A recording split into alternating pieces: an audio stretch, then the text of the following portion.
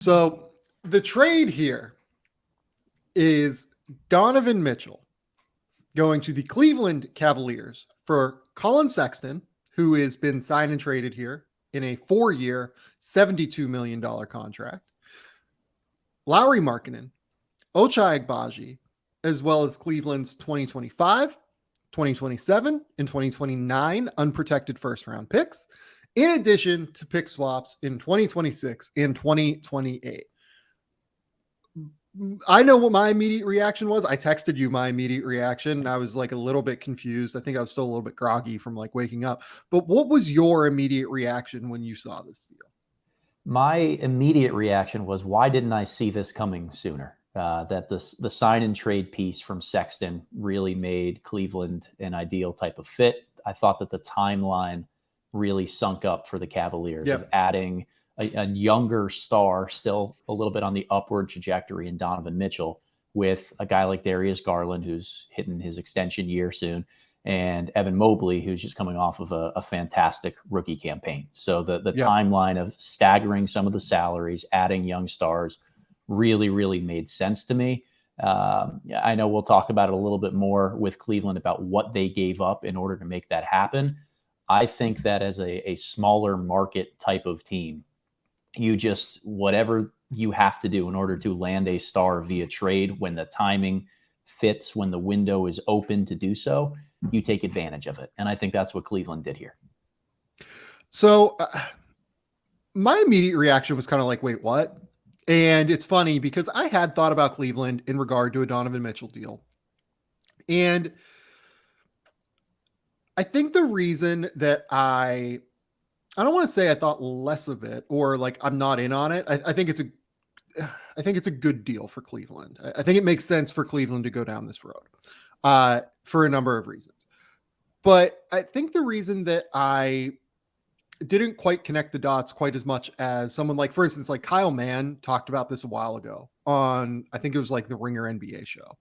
And of course, Kyle, and like he nailed it, like a sign and trade for Sexton. Like I think he even mentioned Markkanen, which makes sense because like they needed the Markkanen money involved, and then like picks, obviously. Shout out Kyle, just a terrific person. But I think the reason that I didn't quite associate it is like I thought that they would go hunting for a wing more than another guard that is like a little bit ball dominant next to Darius Garland. But here's the thing that I think I kind of forgot.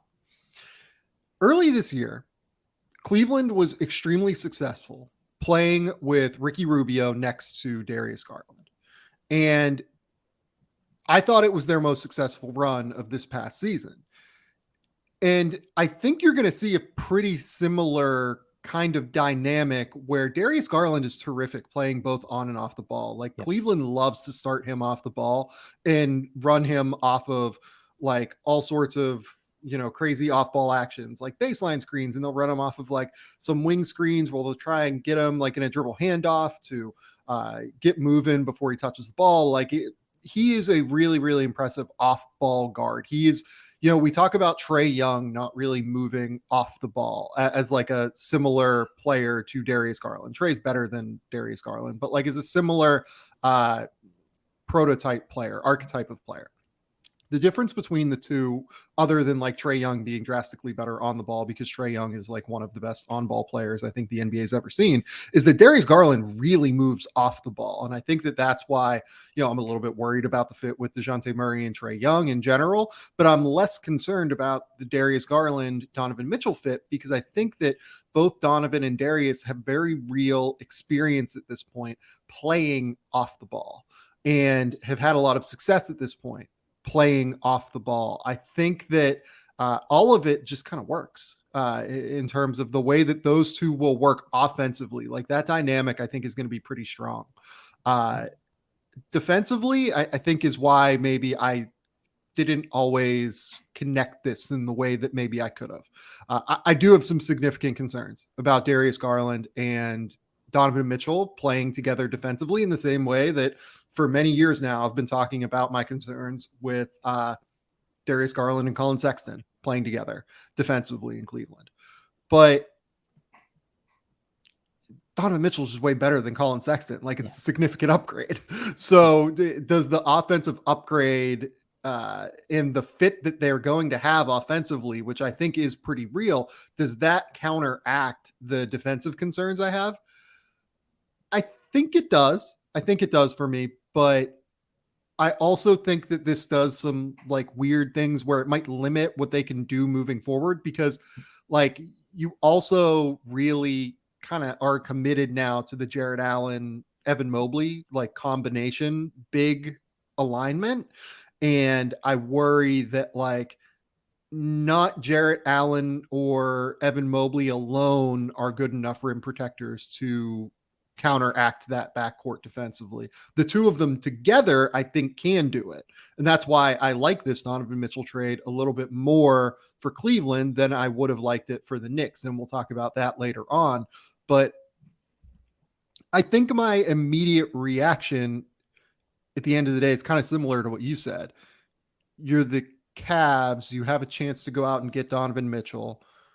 You're giving up a lot of what right now you probably grade as like B level assets as opposed to A level assets, and you get a chance to do it. Now, I have some concerns, and we'll talk about that in the Utah section in terms of like why I think that this works for Utah. But yeah, I get it. I get it for Cleveland in a way that I was concerned about not getting it for Cleveland whenever I originally saw the deal.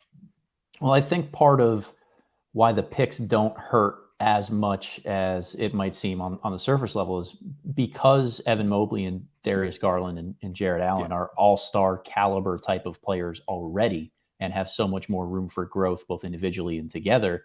The Cavs aren't going to long term too. They're locked in. Like the Cavs are not going to be able to find another really good star player type of asset through the draft. What they got this year with Ochai Agbaji at 14 is probably the highest draft pick they'll have for the coming 5-6 years. So I always say when you're talking about mass first round picks going in a deal, it's about the quality of the pick, not just the quantity of them. They are unprotected, which leaves Cleveland a little bit thin in case there's some injury, some happenstance that might propel them in a different direction.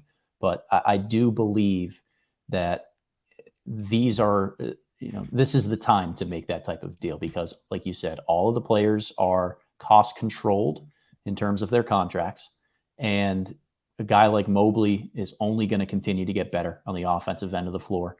Garland is hitting his stride right now and a really, really unique piece. And the offensive stuff just fits. I think Donovan Mitchell and Darius Garland are a fantastic pairing because they can play your turn, my turn. They can play off of each other. Having two big men with them will allow the Cavaliers to really play different types of pick and roll styles, one on one side of the floor, quick swing to the other wing, step up ball screen on that end. They can do a lot of different things offensively. And this is, an underrated piece of this to me. I'm a big fan of going out and buying or spending a lot of money on your star players and saying, we'll figure out the role pieces later because you can find them on cheaper, more economical contracts. And because there's such star power, such good offensive creation and defensive security behind, I know we'll talk about the defense in a minute, but because of that, it's very simple for each role player who comes into Cleveland to know what's expected of them, how to find those players, and what they're going to be asked to do. That makes the team building long-term really simple. Yeah, and you brought up the idea of just getting your star players. I mean, this Cavs team now has 3 all-stars on it in Donovan Mitchell, Darius Garland, Jared Allen. There's only one team in the NBA outside of the Cavs that had 3 all-stars in 2022. That's the Golden State Warriors. And oh, by the way, the Cavs like best asset is Evan Mobley, and he doesn't even count within that stat. So the Cavs are loaded in terms of like real high level talent. And the thing that I think is biggest here is like you could point to Donovan Mitchell, Jared Allen, Darius Garland. You could say that those guys are like, A- level assets that like aren't quite going to be good enough to win a title. That like that, if you pair all of those guys together, you're looking at like a 50-win team that maybe is like the 4 or 5 seed. The differentiating factor here is Evan Mobley. Like there is an upside and there is a world where Evan Mobley is the dude, where like he actually gets you to the title. And I think that is what Cleveland is betting on here as much as anything. You brought up the idea of timing, and you think that this is the right time for Cleveland. Is it? Like, are you sure about that? I think it is. Like, I think I agree with you that like this team should have made the playoffs last year, and they were really good throughout 75% of the year, let's say. Yep. And they have real talent now. But is this like 2 years too? Is it a year too early to like push? Because this deal pushes all of their assets long term into the table. Right. Like it's going to be harder for them to maneuver in 2025 through 2029 with all of the assets that they've moved out for Donovan Mitchell. And you figure 2025 to 2029, that's probably when this team's actually going to be competing for a title. Probably not this year, although I think that like there's an outside chance that like they could win 55 games and like make it work if Evan Mobley takes like an enormous leap. But I think realistically, like, you know, you're waiting until Evan Mobley is 23, 24 years old. Donovan Mitchell's 28 years old. Darius Garland is 24, 25 years old. That's probably more when your window is. So I guess I just ask, like, is this a year too early or like 2 years too early, given that Donovan Mitchell is only signed through, I believe, 2025 at this point? Yeah, and I get that. I certainly understand that perspective because, you know, this doesn't instantly vault the Cavaliers into contender status, that you're making this star trade and mortgaging your future for a little bit of development that is needed from the rest of the guys you already have in order for you to get to that championship level.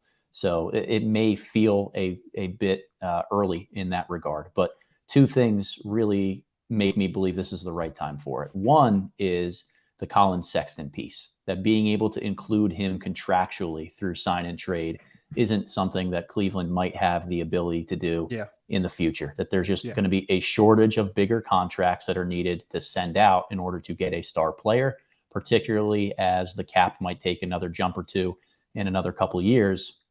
That's going to be harder to come by in the future. So without giving up one of Allen or Garland and a really important piece, or sending more picks if you're going to send Kevin Love out in a deal like that, this was really the right time to take advantage of it this summer. The second thing for me is you never know when another star player like this is going to come available again, who is an all-star, who fits the timeline window, and who does have such good offensive synergy with the all-star and point guard of the future that the Cavs already have in Darius Garland. Yeah. So to me, it's less about timing of how are they going to compete for a championship in the next year or two. It's, we don't know if this opportunity is ever going to come available again. We have to make our swing at it right now. I think you're right. I think you're right about that. I think that this is a swing the Cavs had to make. I think that the assets they gave up, while concerning and like could end up being very bad depending on how things go, I think that they had to do this. Given that Donovan Mitchell's under contract longer term, it's a good fit. He is a perimeter player as opposed to like Minnesota going all in on a big in today's NBA, which I think is important. And here's the thing, like Donovan Mitchell has been bad defensively for a couple of years now. Donovan Mitchell has not always been bad defensively. Like he was good defensively at Louisville. He was pretty good defensively his first year in the NBA. There could be like some room for upside there. Like, I don't know if I buy that entirely, but like he has shown the capacity to be a good defender before. And I kind of think that that like has a chance to come back at least. I don't know. That backcourt pairing defensively is going to be very odd and interesting to track moving forward. I do think Donovan is a better pairing for Garland defensively than Sexton is, because Donovan is stronger than Collin. Like he's just much stronger, much more physical, longer, everything like that. How many games do we think this team wins this year? Like, do we think that they're a top 3 seed in the East? Do we think that they have a chance like at the number 1 seed? Do we think that they're like, still below Miami and like the 5 seed? Like where are you at on this Cavs team? Yeah, real quickly on the defense first, Sam. I think that, perimeter defense and foot speed and all the issues that they may have in one-on-one situations with Garland and Mitchell on the floor together does have some concern. But this is the most uniquely built roster in terms of rim protection and interior presence defensively. That in Utah, the issues that the Jazz ran into in the postseason was teams could go 5 out and take Rudy Gobert away from the rim. And now the way that Utah built their roster, they had so many perimeter sieves and guys that couldn't keep anybody in front that once Gobert is out of the lane, the rim is unoccupied. People are slashing through them left and right. In Cleveland, you can lift Jared Allen away to the corner and try to do the exact same thing in a 5-out scheme, but you still got Evan Mobley on the weak side ready to roam and protect that lane. That having 2 bigger guys who are so instinctual and can protect the basket, really, it helps me get over some of the defensive concerns, because this is the absolute right infrastructure meant to protect offensive pieces like Donovan, like Darius, while giving them a lot of versatility to guard in different ways still, because Mobley can play on the perimeter and be just fine. And on top of that too, I do want to note that, look, Jared Allen is better in a drop coverage scheme than he is like out on the perimeter, like on an island with guards. He got better at that this year though. And he got better rotationally around the basket this year. He is a really high level defender now who has really improved his versatility as a defender now.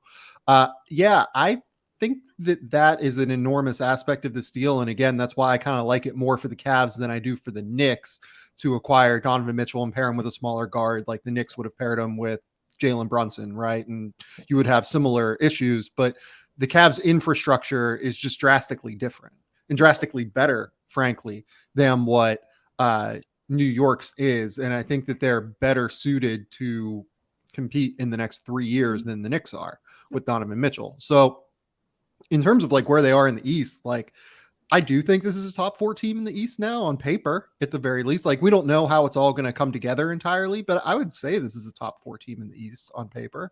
Yeah, I think I have them right around that like 4 to 5, maybe 4 to 6 range. I think, Milwaukee, Philly, and Boston are in a little bit tougher of a tier to me, that they're just not quite ready for in terms of experience. Miami is a little bit up and down to me, but I have them kind of penciled in right now as that number 4 spot. And then I think there's like a Cleveland Toronto arms race kind of going on for which young players develop the fastest, what identity are they able to really produce that helps them win games in a postseason series, to see who takes that leap forward first. Yeah, I think that my immediate take is, look, Philly, I think, is a better playoff team, weirdly, than like a regular season team, just because Joel is going to miss time in the regular season, right? Like, and it's just hard for them to win when Joel is out. Obviously, they're going to be hoping for more from James Harden. And if they get more from James Harden, their regular season fortunes could change a little bit. But I wonder if like we see a circumstance where Philly is a little bit more successful of a playoff team, and, the Cavs take a year of like taking their lumps a little bit in the playoffs, right? But maybe they win more games in the regular season than Philly. I don't know. Like, I think that Cleveland ends up with a home playoff series. I think that's my take immediately from this. I think they end up with a home playoff series with Donovan Mitchell, and they have room for growth beyond that, because Evan Mobley is not going to be at his peak at 21 years old, 22 years old. That is really the differentiating factor here. Like Evan Mobley being so good, so young, and being such an elite defender that I think has real upside offensively. That's it. Like that's the key to me. He can be the guy on a title team if his development goes right in the next 2 to 3 years. And I don't know that the Knicks have that. I don't think Utah ever had that. Cleveland does have it. And I think it's like the key factor here in them being able to take this swing.